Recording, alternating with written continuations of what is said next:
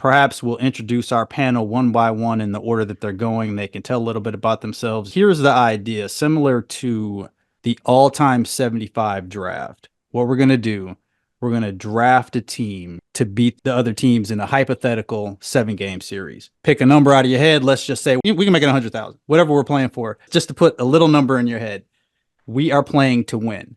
If you don't want Oscar Robertson, don't take him because he's the best man on the board. So those are the rules. All the players from the past have taken the DeLorean 88 miles an hour to the present. They've got in touch with, LeBron's guy. They're playing with modern shoes. They're doing all that kind of stuff. So they're in good shape. You are drafting a team to beat the other players. And to make it fair, we're not going to allow Kareem or Giannis. Kareem and Giannis, we're taking them off the board. So you can't draft Kareem. You can't draft Giannis. Any other player that has ever played for the Milwaukee Bucks, you can draft for your team. If you take Moses Malone, you're taking the version of Moses Malone that was basically just about washed. If you take Gary Payton, you're getting the kind of okay version that wasn't Sonic's Gary Payton. But that was going to be one of my questions. You're taking this guy, whoever you take, representative as a Buck. And again, you're not taking necessarily in the order of their greatness or anything like that. You're drafting a team to beat these other teams. Gentlemen, any questions? One additional question. So if I heard that correctly, you're drafting them as they were with the Milwaukee Bucks. Are you drafting them are they in their best? And maybe you answered this already because you said they're in shape. Are they their best version of themselves? Because Chris Middleton in 21 is a little different than Chris Middleton today. No, you're getting. So are they there? I would say you're getting probably 2018 Chris, or whatever you think is the best version, whatever that best version of the guy in the Bucks. Basically, just the best version of that guy. Got it. While they were on the Bucks, gotcha. And I'm not sure that's the guy I would have picked to ask that question about, but given who our host is, I don't even get that joke. You know what I'm saying? Yeah. So the first pick. I mean, listen, a guy who I think so far. Being here, he hasn't played his best yet. I'm going modern. I think everybody knows where I'm going with this right now. Since you can't draft obviously Giannis or Kareem, so I think the next best guy, and again, I think his best year is still to come. Just named an All-Star starter in the East. Give me the one, the only Damian Lillard. That's where I would have gone to first pick. I like it. I'm kind of relieved, to be honest. I would have felt forced to take him.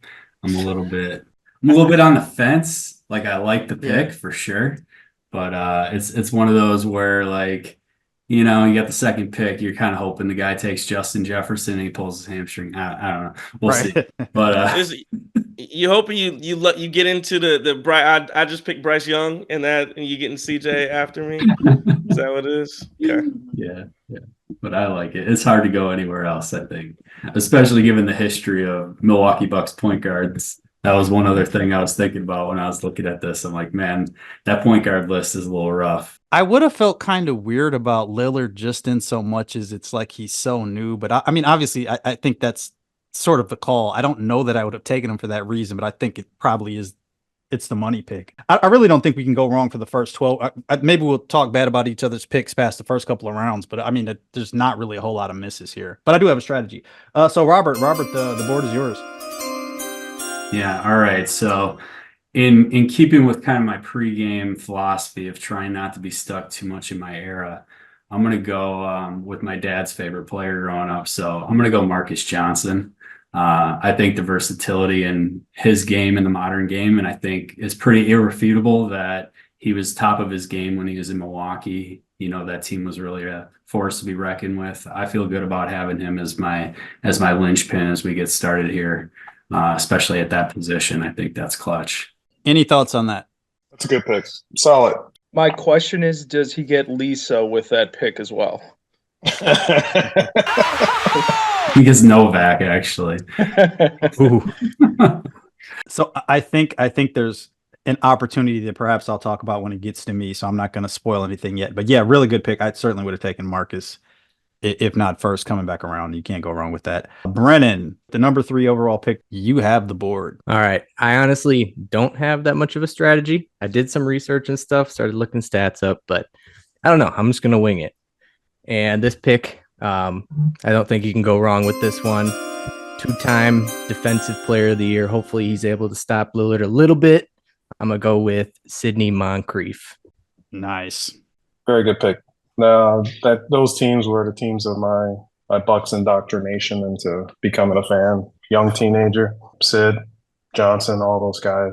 Solid pick. Yeah, looking at it, and I don't think I'm spoiling anything. I don't think I'm messing up Kendrick by saying this. Looking at it, you talk about the history of Bucks point guards, but it does seem like there's enough guards to go around, and maybe there's not as much for other positions, but it's arguably the greatest long-term Buck before Giannis. So, yeah, can't go wrong with that. Kendrick, give me the old man pick. The old man pick. I will go with my boy 2001 Ray Allen.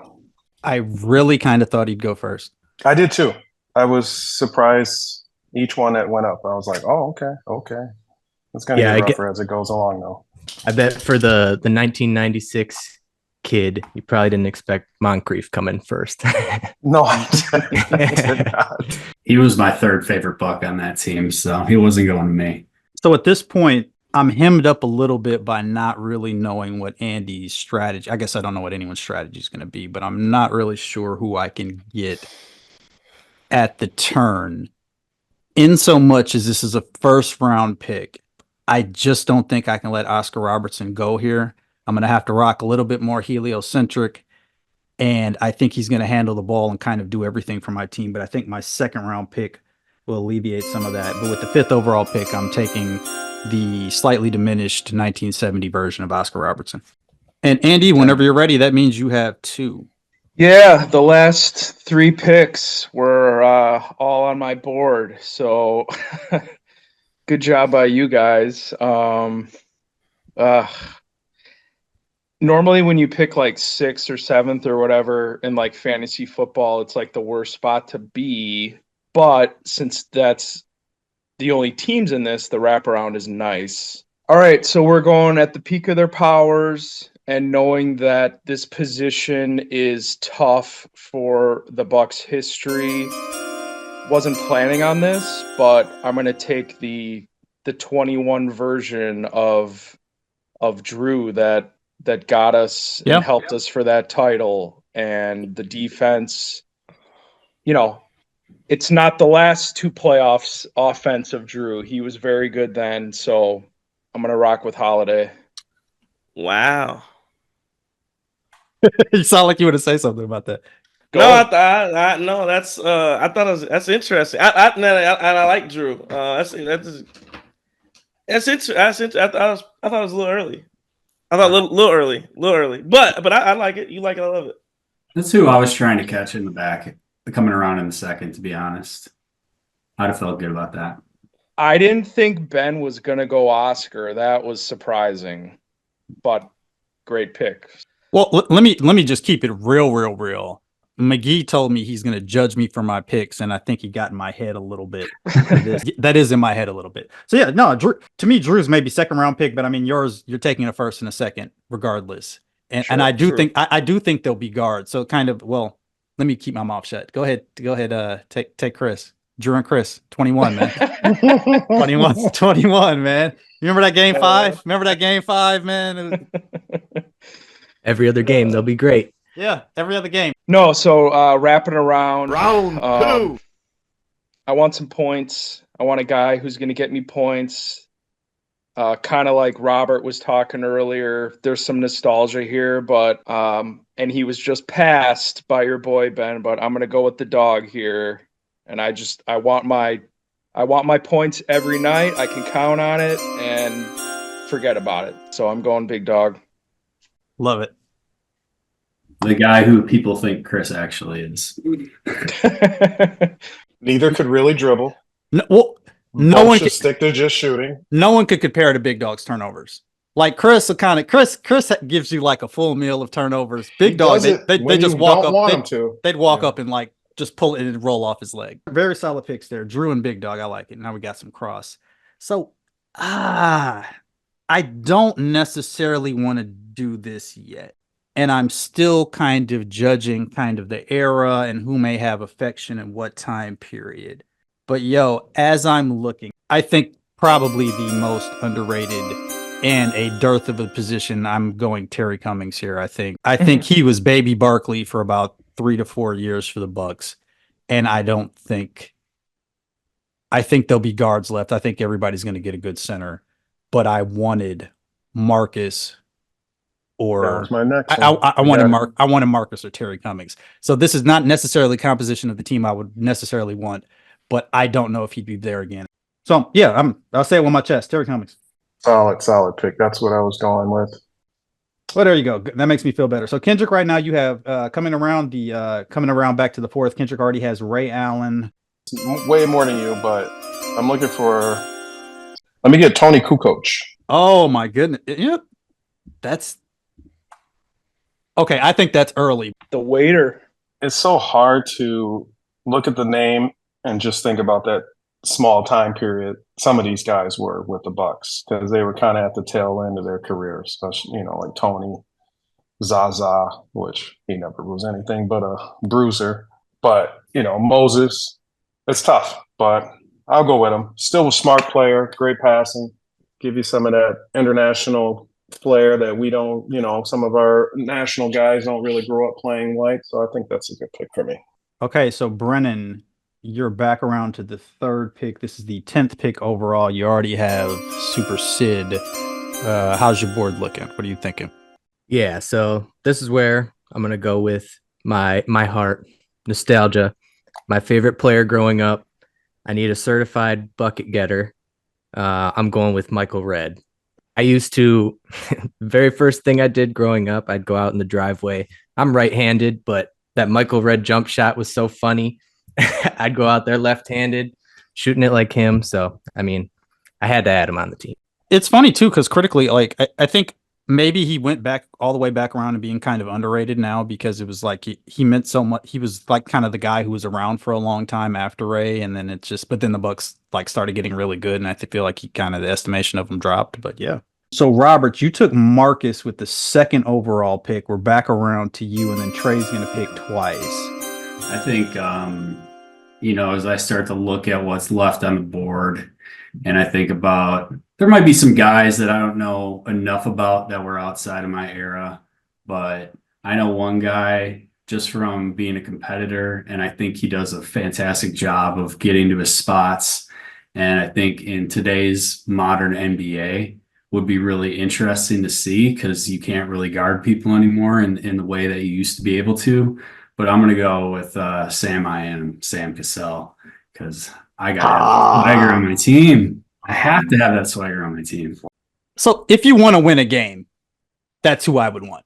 Like that's exactly like the idea of having all that. You think offense, you think defense, and any kind of stuff like that. But yeah, that's outstanding value to me getting him here. He wasn't gonna. I don't think he would have got past me again. Robert has Marcus and now has Sam Cassell. Can I throw something in on Sam? And I'm blanking, forgetting. I know it's a different era, but like, does anybody do the little fake lean in, draw the foul? Like, that guy did that so well, and I don't see a lot of guards. Again, maybe I'm blanking, but that guy just made a living off of that. Can you guys speak? Chris does it down 6 with 10 seconds left. See, that's why I love you, man. You know what's funny? As you say that, I do think it was kind of a different kind of era, because Sam would do it to get the bump, but he was kind of taking the shot regardless, because he shot sideways anyway. I mean, I think kind of almost the most iconic thing about him is the dance. But he would just go up to the free throw line and shoot it. Like, sometimes he would dribble once, but like there was almost no, like, he was like the anti-Giannis as far as motions. He'd go up there, dribble 2 times and just let it fly, and it would just kind of go in. Like, I feel like he didn't even want to get the shot off. He was like content with like, I'm just going to get to the line here. Yeah, I almost wonder how they would call it nowadays. Yeah. With all the like on the floor stuff versus actually going up. Like, it may not be a very effective tactic in the modern day. Just a good-natured alien-looking killer, and I one of my favorite Bucks of all time, to be sure. Take as much time as you need. You have Dame, and you have 2 straight picks now. 2 straight picks. I don't need the time, because both of the guys that I have are on the board, and you're probably gonna look at me and go, "This is you're gonna see how this team looks," because it's gonna be very, very modern here. because I'm going to take I'll do this one first. I'm going to take the last year's version with about 16 points and shot 37% from three or so. I think last year's version of Brook Lopez was pretty good, and I need a big. And again, he was defensive player of the year type of guy, candidate. I think he's never gotten it, but I don't know what the accolades were. If he got, was he all defense last year? He came in, yeah. He Yep, sure he should've was been. all defense. Good, yeah. So I'll take basically last year's version of Brook Lopez or something around there for my big. Round 3. So I got a point guard, I got a center, and then a guy that a lot of people have been talking about in here, and where's it gonna go? And I think, again, he's been a killer right around the years 2019 through 21, 22. It's Chris Middleton. Oh man, I was gonna take him, bro. Got it. Nobody believes you. I'm jealous of the Brook pick. That was definitely one guy I actually did. Like, I was targeting. I had to take Red last round because I just didn't think he'd make it back. I really was hoping Brook would make it back. I did when I was looking through the stats too. You picked like last year's version, obviously great rim protector. But any of you guys know who so Ray Allen's got the top 2 seasons in 3-point field goals. Brook Lopez, number 3. We got Michael Redd, Chris Middleton, all these guys. You'd think it's got to be one of them. No, it's Brook Lopez, his first year with the Bucks. You got a couple great options with Brook for sure. I would have went Mike Redd, but yeah, that was who I was targeting initially for that wing spot. But I'll take Chris at his best. I think Chris Middleton at his best is a pretty good guy to me. I like Chris. I just don't like how people act about him online, to be honest. That's actually Chris Middleton signed ball back there. So I'm just trolling more than anything. But I'm up number 3. There's really only 2 guys on my radar. And I'm kind of surprised that one of these guys is still here. And I think Mr. McGee is going to like this pick. So that should indicate a little bit of where I might be headed. But I'm going to go Bob Dandridge here. Reputation. I have no visibility to his game. I can really only look at, his stats and read some of the good stuff that's been out there about those teams. But I think that's really good value here in the 3rd round. I can't complain about that at all. Same here. I've never seen him, but you see the stats, the accolades. Good pick. Great pick. Kind of an all around kind of player. Although I think he won with the Bullets too. It wasn't just the Bucks. Trey has, your team is modern. Your team is all on the Bucks currently. Okay, so Robert has Marcus Cassell and Bob Dandridge, the Greyhound. Brennan, you have Moncrief and Michael Redd. Where are you gonna go next? Yeah, man, this is where it gets hard, especially from when I grew up, because there haven't been that many great players. The modern ones are kind of gone. And then the older ones, like I was thinking Dandridge, but it's like I haven't seen any of these guys play. All I can rely on is what people have said. So that's a tough one, but give me a second here. Let me look through my list. Ooh, question.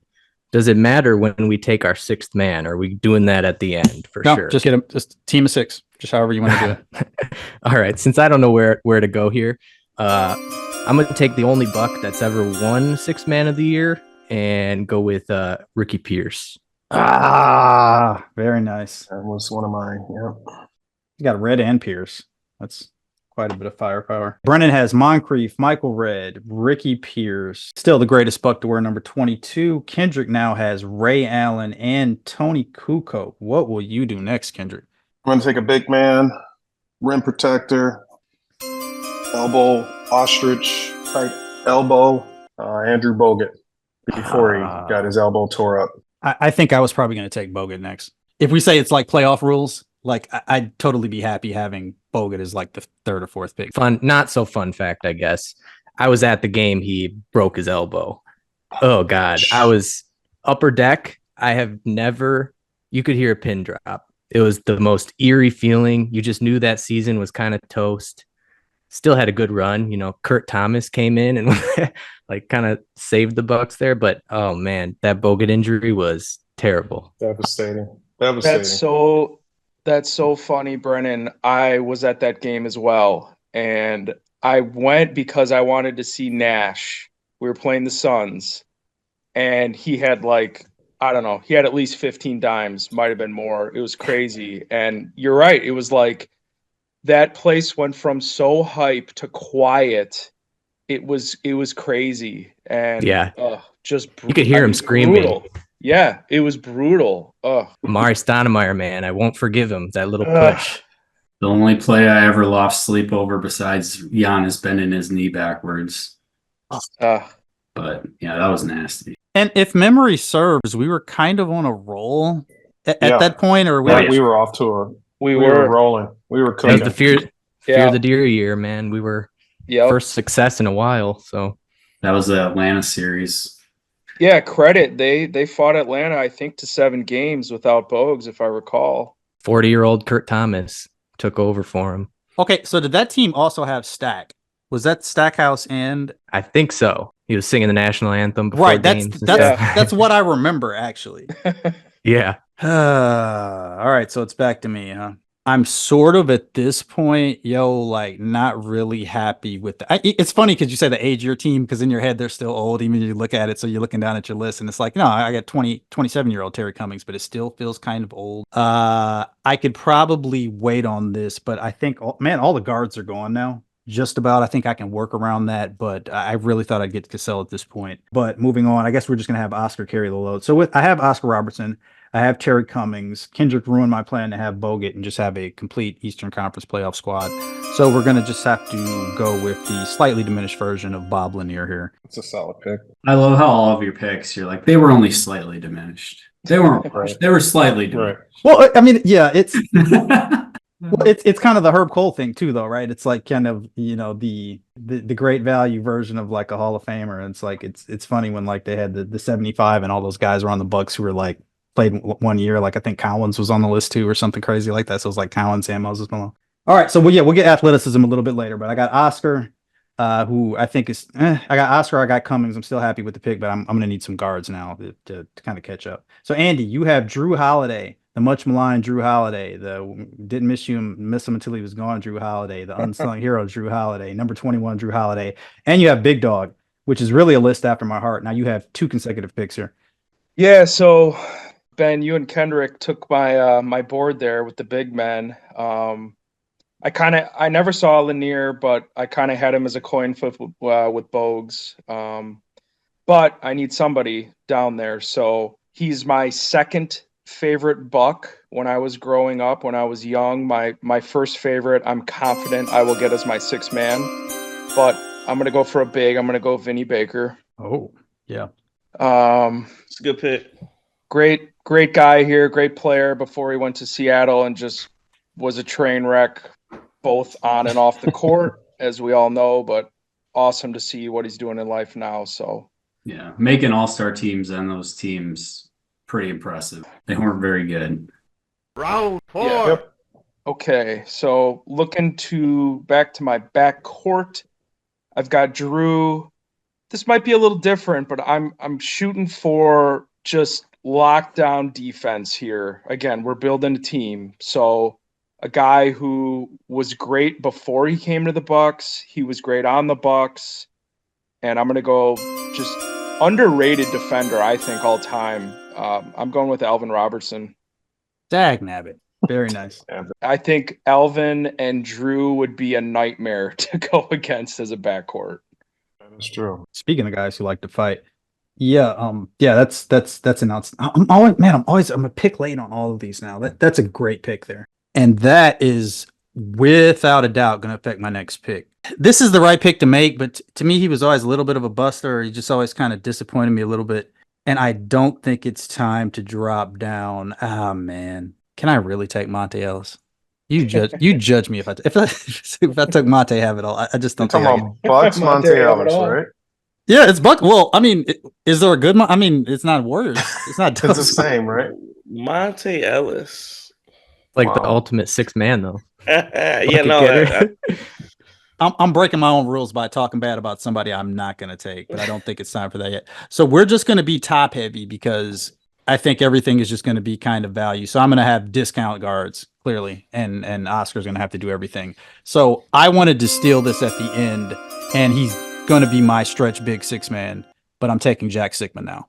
Dog, I hate my team. Up to me, huh? We'll get Coach Griff to coach him up, Kendrick, because I think probably his style would have been better for the dogs I got on my squad. What you think about that? All right, so the best that they got. I'll take Tim Thomas. Were you disappointed in Tim Thomas, or did you have great expectations for Tim Thomas, or was it just whatever?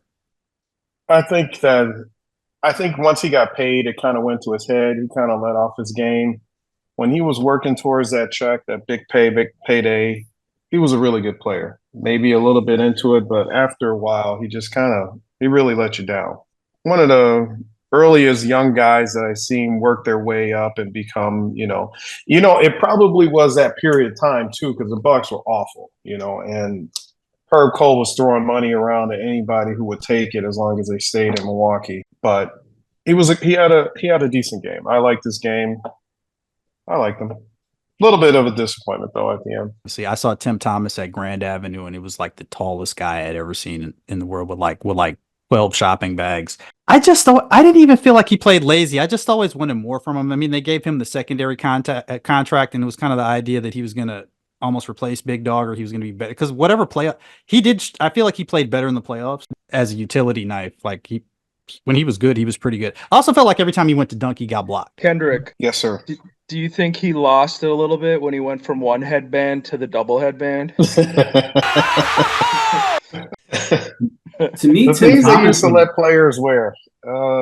Remember the bandana? Who was doing that? Billy or Butler? Yeah. Who else was doing the bandana? That was pretty funny. Well, because there was a time when that was new, just like when Sox Perry had the high socks. It was like Big Dog had high socks, and then Sox Perry was like took it like to basically they looked like schoolgirl like knee high socks, and it was like, wow, that's so flossy that he was doing that. But like then Van Horn ruined the high socks. Oh my God. He didn't make the list. I didn't see Keith Van Horn anywhere on the list.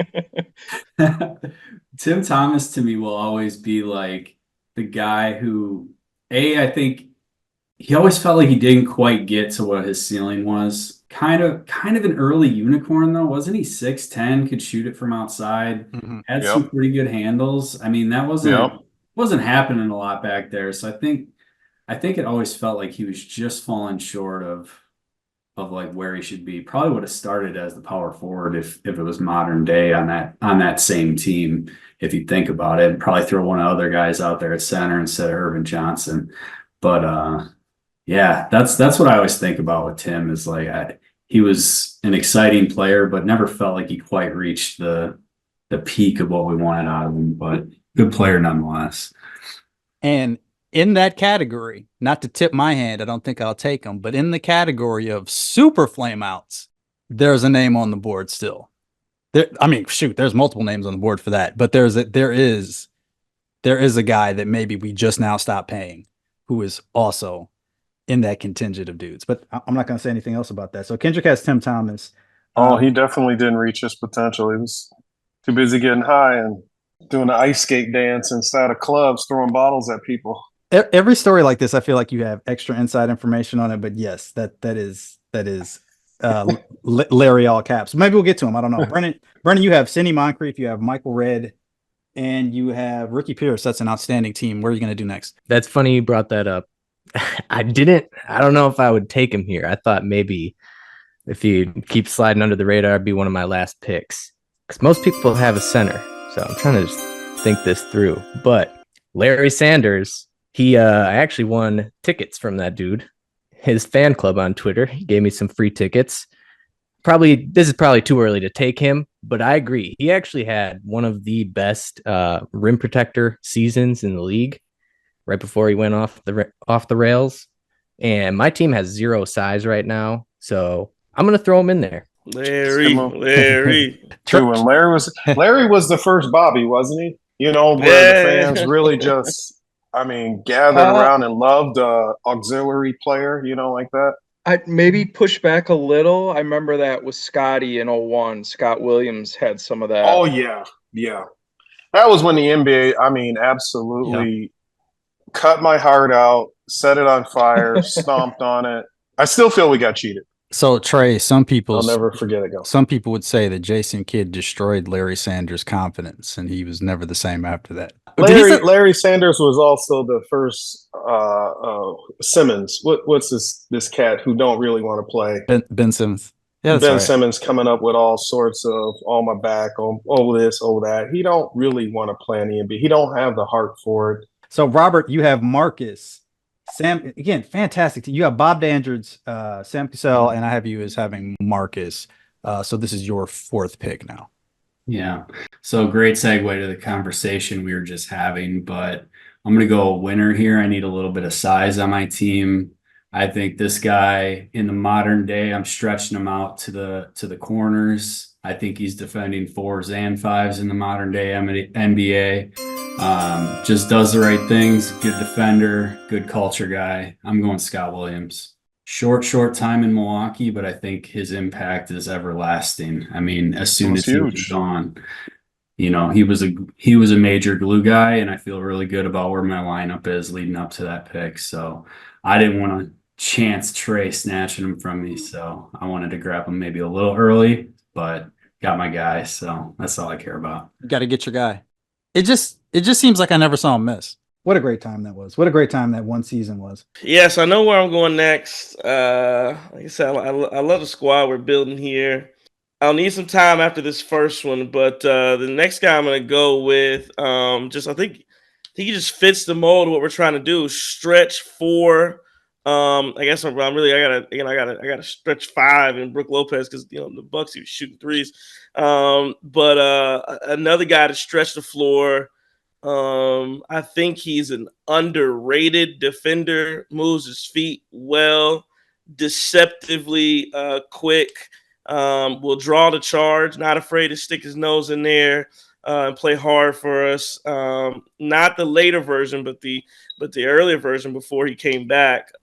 Shot the ball really well from 3 at times. But yeah, I'm going Ersan Ilyasova. Good pick there. That's a winner. Yeah, I was torn between him or Tim Thomas. I almost picked Ersan. I thought about that too. Just nice stretch 4. It's crazy. He is all over the Bucks leaderboards. I mean, because he's been here for so long. But right, yeah, everybody loves Ersan.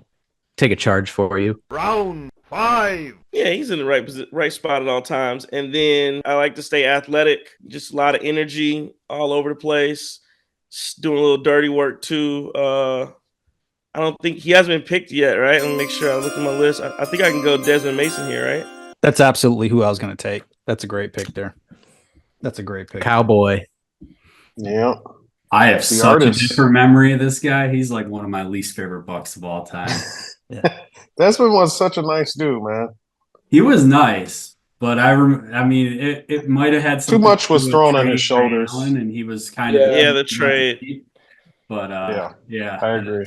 That was a tough one for me to swallow back in the day.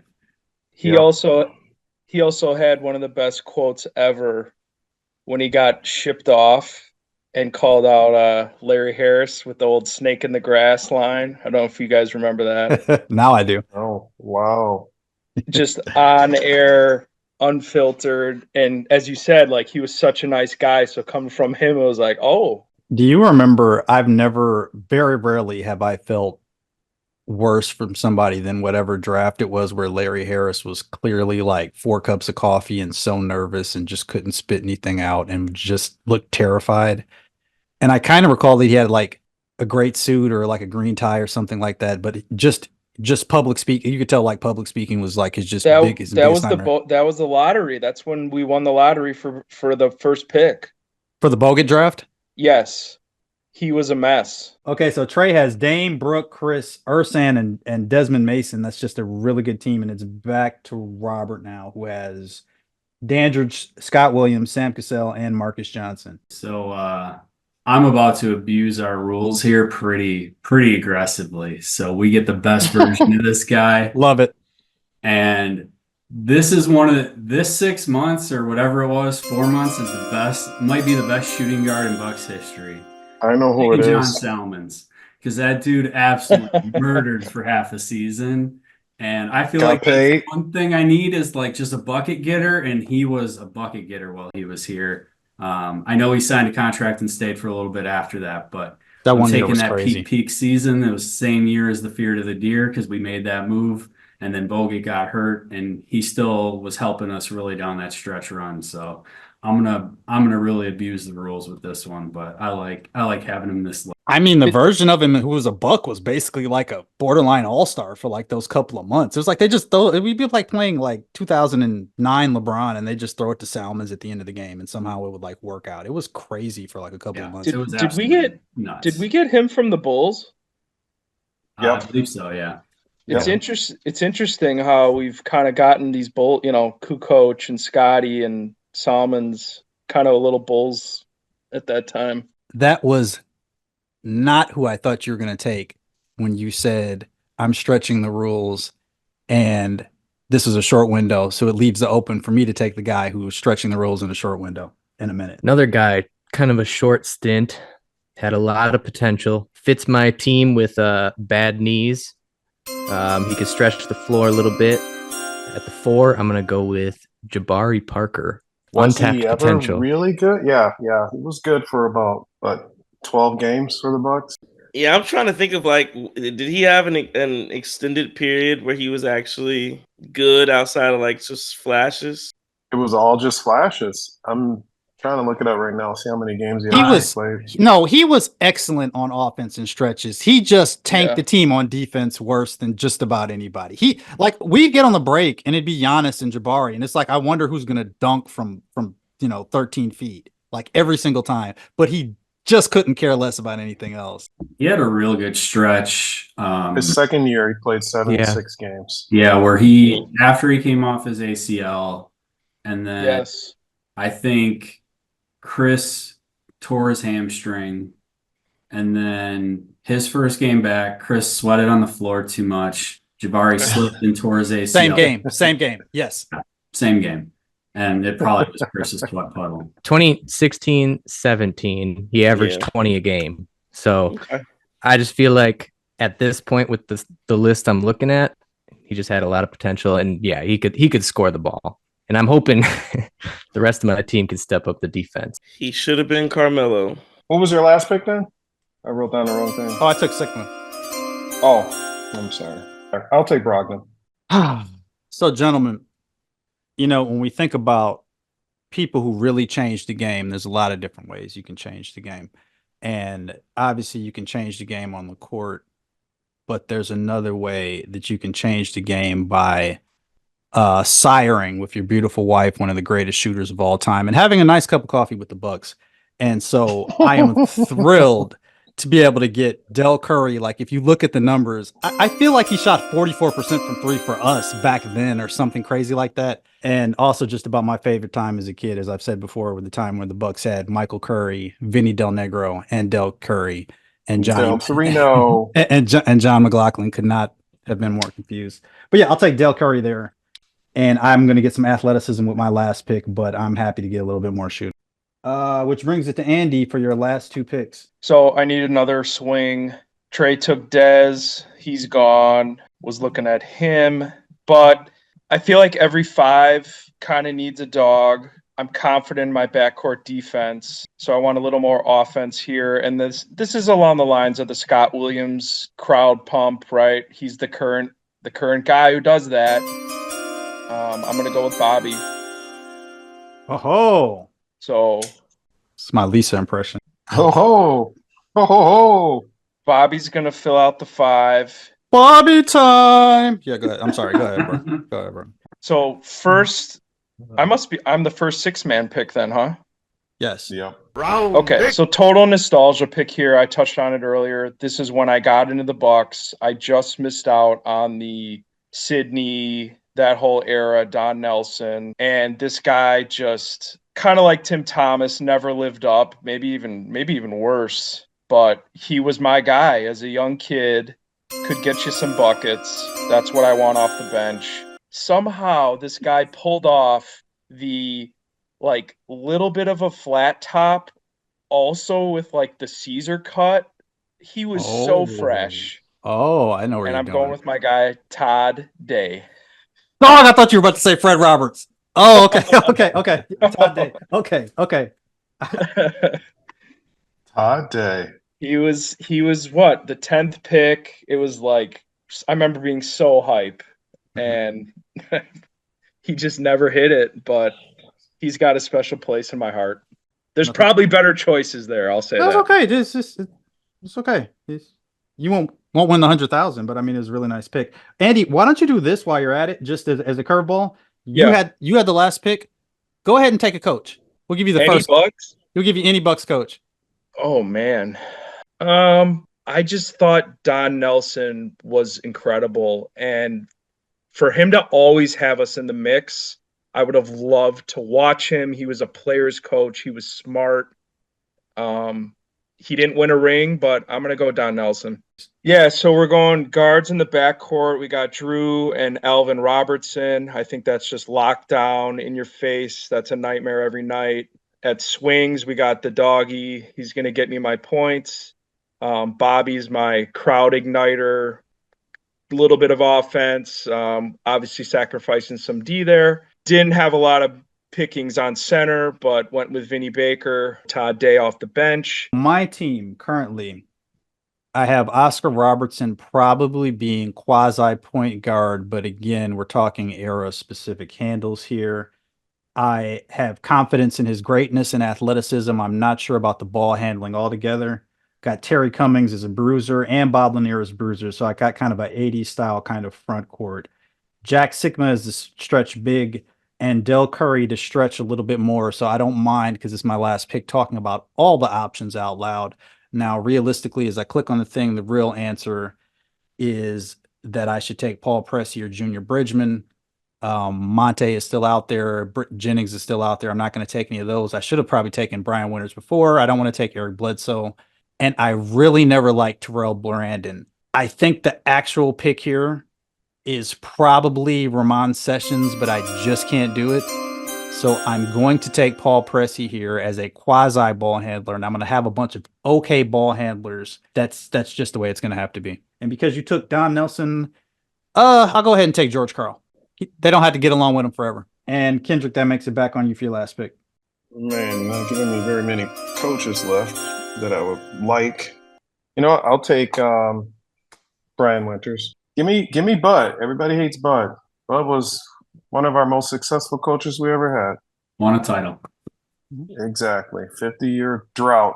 I'd take Bud over Doc. So the Gary Payton thing, I wanted to ask you guys your opinions. Obviously, I was too young to really know. I know we got a diminished version of him. It's coming off that Ray Allen trade, so everybody was really pissed off about that. But he did have good qualities, great defender, brought that attitude. So is he the best guard available, you think, or is it someone else? Compare him to what are the other guys out there? Like, we got Bledsoe, we got Jennings, but what do you guys think? Gary Payton was a huge disappointment. He didn't want to be here. He gave it 40%. You know, he didn't give us his best. He was still pretty. So if memory serves, though, they lost to the Jason Kidd Nets, and he was playing next to Cassell, I want to say. And it was like, and yeah, that he definitely was. And it was like that was a series where Jason Kidd figured out how to shoot. This is just my take on it. He was guarding Michael Jordan to just being not quite as good as Sam Cassell. So if you look at it like that, it's like we knew Gary Payton was like really kind of the man. But he was I'm not gonna make fun if you take Gary Payton. I considered it right now. He was still pretty. It was like the JJ Redick thing. I mean, he wasn't here that long. Yeah. JJ Redick was worse. he gave us worse than Gary Payton. He set the bar lower. Jefferson was actually the worst of the guys we thought that would come. JJ Redick came in second, and then it was Gary Payton. As far as what they had done, what you thought they would bring to us, and they just, screw you guys. I don't want to be in Milwaukee. That's a good list. In preparation, I did create a top 5 biggest disappointments in Bucks history, just for fun for myself. Number 5. I went position by position. Okay, let's go for it. Yeah, so point guard Gary Payton, shooting guard JJ Redick, small forward Richard Jefferson, power forward Anthony Mason, center Jamal McGlure. I feel like that's, I don't know. I couldn't think of anything better. Those were all terrible when they were here. Yes. I'm just gonna go with Gary Payton, even though it played. Gary I Payton. mean, it was a disappointment. 28 games. Who's your coach? I have no idea. Give me whoever. Let's take Doc. Let's be optimistic. Hope he turns this team into a championship contender or fulfills that destiny. Who was the guy who ran everybody in the ground? War Autos, welcome here. Skiles. Skiles. Yeah. I love the chaotic nature of Brennan having solid citizens, Sidney Moncrief, Michael Redd, and Ricky Pearson, and the chaotic nature of Larry Sanders, Jabari Parker, and Gary Payton, like on the back end of that. Like, and again, they were actually some of my favorite players when they were playing, but you definitely have two camps. So, Robert, I think that brings us to you. Final pick. So I got Marcus, Sam Cassell, Bobby D, Scott Williams, John Salmons. I'm kind of between two guys. I really like the versatility of my lineup right now. I think I could maybe use one more guy with size, but there is somebody out there that, I'm looking at Junior Bridgman and I'm like, I'm kind of surprised he's still hanging out there, to be honest. Yeah. I'm tempted, but I also feel like I kind of have that role pretty well filled. So, I like what Scott Williams gives me, but I'm going to go with another guy that I think has similar versatility and really could play even a bigger role in the modern era and could probably stretch it out a little bit further. I definitely could see this guy hitting corner threes in the modern NBA. I'm going to go Joe Smith. I thought Joe Smith was awesome when he was with the Bucks. I think he's a versatile defender. I think he fits with any pieces that I put on the floor with him when I look at my total lineup. And I just feel like one more solid defender that can defend the 4 and the 5 is kind of what I'd want to kind of back up Scott Williams there, since I do think that's probably the softest position I have. And then from a coach perspective, I'll take NBA champion Larry Costello. I'm not going to not take that guy, I guess, because it gets pretty dire after that. Trey, finish us out. Yeah, so team consists right now of Damian Lillard, Desmond Mason, Chris Middleton, Ersan Ilyasova, Brooke Lopez. So I think we got scoring down pat. I think we're pretty decent defensively all across the board too.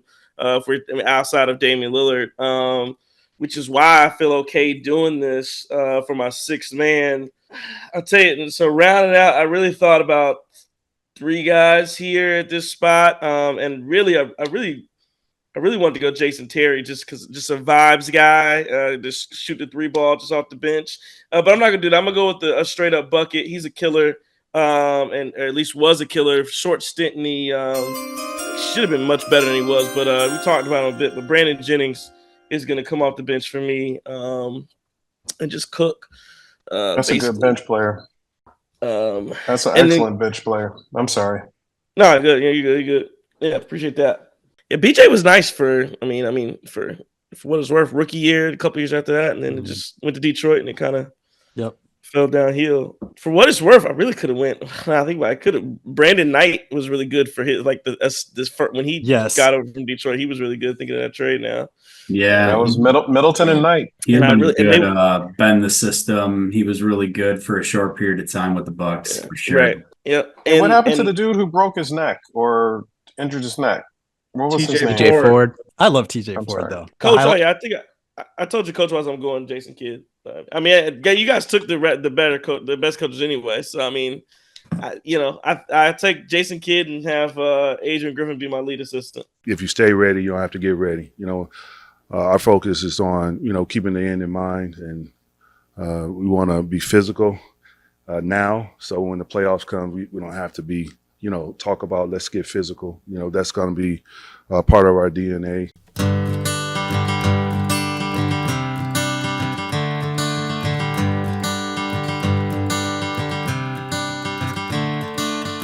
And then it comes down to competing, So we saw her competing from day one, and I thought they responded well. Terry Stotts has stepped down as an assistant coach with the Bucks, according to our senior insider Adrian Wojnarowski.